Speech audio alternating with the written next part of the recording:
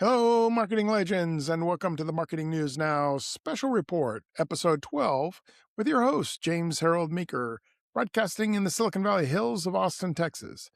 Today is Wednesday, April the 15th, Tax Day. Today we're going to go deep on one story. One story I researched firsthand while cruising the Caribbean last week. For many of you, if you've recently cruised, you understand what I'm about to talk about. Others who have not, let me get you caught up to what my days at sea looked like last week. I wake up, have a great breakfast, sit by the pool for a while, gamble some money in the casino, have a nice lunch, take a small nap, perhaps get a mid-afternoon snack, perhaps going back to the casino for a little gambling, followed by a wonderful dinner, and some relaxation out looking at the sea, and then just maybe I might have a second dinner. At that point, I'd look at my watch and think, wow, it's only 2 p.m. What's next? During these busy days on the ship, I began to notice something was off. I couldn't help thinking about it all the time. You see, the ship cleverly replaced the music that we all know and love with something else. Yes, they were the same songs and the same melody, but it was very different. Different singers, sound-alikes, the music was the same, but it was also different too. The guitar riffs were just slightly off, the lead singer's high notes weren't quite as high. It was like a bizarre universe where music was being played all the time. What made it weird was it was mixed every now and then with an original song. But the switch to a normal song would make the situation stand out even more because you pay even more attention to what was happening. This occurs in international waters where intellectual property law, AI generated content, and the $2 trillion vacation industry has been getting away with this weird song swapping crap before most of us even knew what a streaming royalty was. We're talking about cruise lines, cover bands, AI music, and the licensing loophole that is about to become someone's very expensive legal education. The entertainment industry has a $2 trillion vacation market problem hidden inside a licensing loophole. And the cruise lines have been living there rent-free for years. Literally. Here's how the math works. The cruise ships hold a blanket performance license from the ASCP, American Society of Composers, Authors, and Publishers, and BMI, which is Broadcast Music Inc. That covers the right to perform music publicly. What it doesn't cover is how those licenses get priced, audited, or enforced once a ship clears international waters. The further from the shore, the murkier the math becomes. Convenient, right? It's kind of like my diet. The further from the shore, I digress. Anyway, cover bands have always been the first line of royalty defense.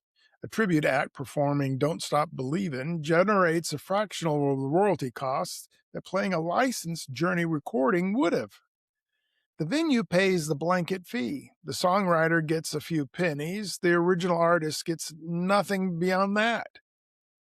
The cover band gets paid in buffet access and a Cozumel layover.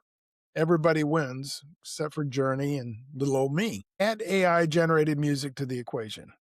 Tools like Suno and Udio can produce studio-quality background tracks in just seconds. They're trained on millions of recordings that the original artist never consented to a license of. A cruise line can pump royalty-free AI ambient music through every corridor, every pool deck, every casino floor. No set list, no reporting, no check cut to the artist whose entire sonic signature just became the brand texture of the Lido deck. The U.S. Copyright Office ruled in January 2025 that prompts alone do not constitute human authorship. That means pure AI-generated tracks carry no copyright, which is exactly the point. No copyright, no royalty obligation. It's not a bug in the system, it's the feature that someone's procurement team has been waiting their entire career to exploit. I spent years watching the hospitality industry treat music as a utility, like lighting or HVAC, something you need, something you minimize the cost of, and something that nobody tracks carefully until someone gets sued. The cruise industry now has industrialized cheap, crappy music at scale. They've not asked the consumer what they would like to listen to, but I'll assure you this AI slop is not satisfactory. Streaming platforms are trying to do their best to fight back. Deezer flagged 50,000 fully AI generated tracks that were uploaded daily by late 2025. Spotify removed 75 million tracks classified as spam. And Apple just recently launched the disclosure tags to help control their system. But none of this touches what plays in the atrium of a 4,000 passenger ship sailing between the Bahamas and Key West. That ship metamorphically and literally already has sailed. A bunch of artists who I have no idea who they are signed an open letter. People like Billie Eilish and Nicki Minaj, which sounds like a nice country group. Anyway, over 200 performer names on record warning that AI used irresponsibly threatens their privacy, their identity, and their livelihoods. The cruise lines are not in those letters. They don't need to be. They're not the ones training the models. They're, at the end of the day, just the customer enjoying the discount. The licensing framework was built for a world where music had a traceable origin, a songwriter, a publisher, a recording. But AI dissolves that chain entirely. Cover bands were always a workaround.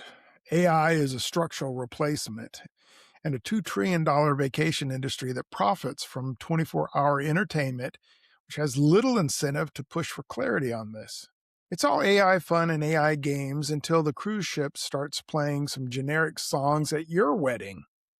By now, I expect that you're asking yourself, what does this have to do with marketing? Well, it does matter, because you are next. Every brand that uses music in your advertising environment, whether it's retail, hospitality, events, branded content, well, it's operating inside a licensing framework that was not designed for AI. Warner Music Group and Universal Music Group already moved on Suno and Udio back in 2024. The next wave of litigation will not be limited to streaming platforms. It'll reach everywhere, every venue, every brand, every activation, and every marketing team that decided royalty-free AI music was a line item reduction and rather a legal time bomb. If you manage licensing for any hospitality or brand, get your music policy documented. Review it before regulators write a new one for you. Be transparent and tell your customers what to expect to listen to. You're pushing out some AI slop because you're cutting every possible cost, cutting every possible corner at their expense. What do you think someone's doing in the buffet kitchen if they'll do this to the music on the Lido deck? Hamburger's hamburger, if you know what I mean. I think settlements are coming. Get ahead of it. So, in closing, thank you for dropping in on Marketing News Now special report. Please like, follow, share these news stories and other marketing-related posts. As always, drop a comment below. Perhaps you are the one person that loves AI slop. I want to hear from you. So there's that. Anyway, have a great day.